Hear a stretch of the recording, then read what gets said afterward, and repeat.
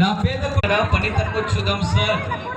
ఇలాంటి పనితనము చేసే శ్రమంలో ఈ నడుముకున్న ఒక ఎముకలు ఇరిగిపోతున్నాయన్నా, కడుపున్న పెగలు సాగిపోయి ఒక ముద్దైపోతుంది. అవునన్నా. కంటికి నీళ్ళు వచ్చేస్తున్నది, గాలి ఊపిరి ఆగిపోతున్నది. పనితనం చేసిన చెల్లి ఉట్టి మనసు కదా నా దండం పెడతా. ఇప్పుడు దాకా పట్టి పట్టాడు బాబు. ఆ బాబు తర్వాత 4 ఏళ్ల గర్భవతి తల్లి నా చెల్లె సార్. కరీంనగర్ జిల్లా సిద్దిపేట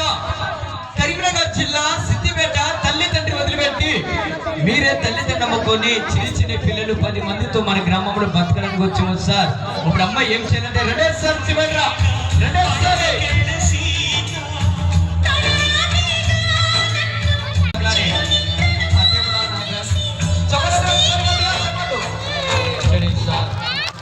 ఇంత ముద్దన్నం తిని లేచే చేరి మీద కూర్చోలంటే మనసరికి ఎంత ఆవేశమన్నా, జాతకాని బిడ్డన్నా. ఒక చెల్లె కూడా